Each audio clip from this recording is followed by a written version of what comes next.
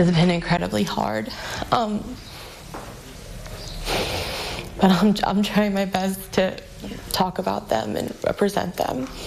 She lost both her parents in the I-55 crash on Monday. Now she and her two brothers are trying to wrap their minds over their new reality. Good evening. I'm Brendan Morano in for Jessica. And I'm Jennifer Roscoe. Michael and Amy Zinchuk of Champaign were two of the 7 people who lost their lives after a dust storm cut off visibility.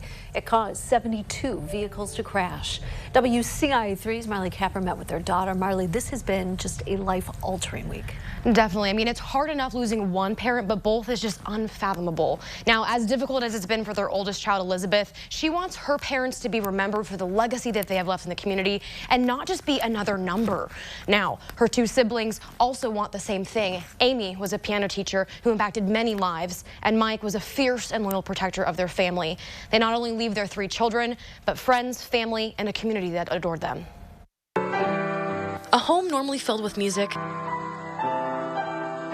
is now silent. I truly feel like I'm going to wake up from a nightmare, and they're still going to be there.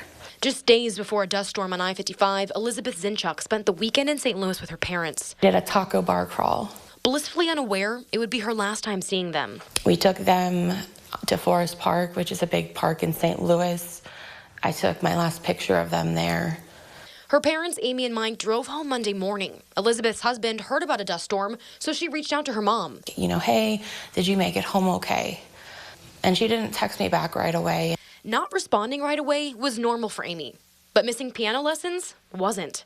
Some of her piano students came knocking on our front door, and Matt, my youngest brother, called me and said, hey, have they left St. Louis yet? You know, they're not here. Shortly after, they learned why their parents didn't come home. We're very angry because, you know, this is one of those things that's just incredibly unfair. And on top of mourning their parents, Elizabeth says she's grieving the future she'll never get with them. Having my parents see them as grandparents, that was a dream of mine, and that was a dream of theirs, and they'll never accomplish that. As sad as she is, she wants to talk about the amazing people her mom and dad were. He was really a big goofball and child at heart and loved playing games, and he would always look at my cards. And my mom had up to 60 piano students.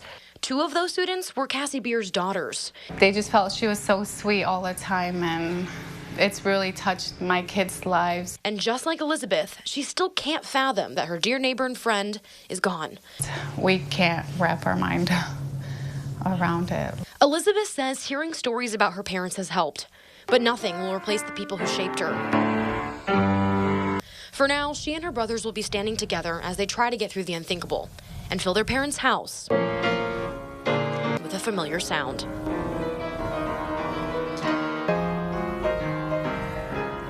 Amy had a recital planned for the end of the month, and her students' parents are still putting things together so they can host it in her honor. There's also a GoFundMe account to help their kids as they navigate arrangements. You can find that on our website. Jennifer? All right, Marley, thank you.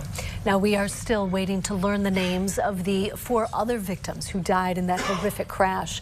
30 people were also hurt in the dust storm. The road between Divernon and Farmersville was shut down for almost 2 complete days. Car owners were able to start picking up their damaged vehicles yesterday.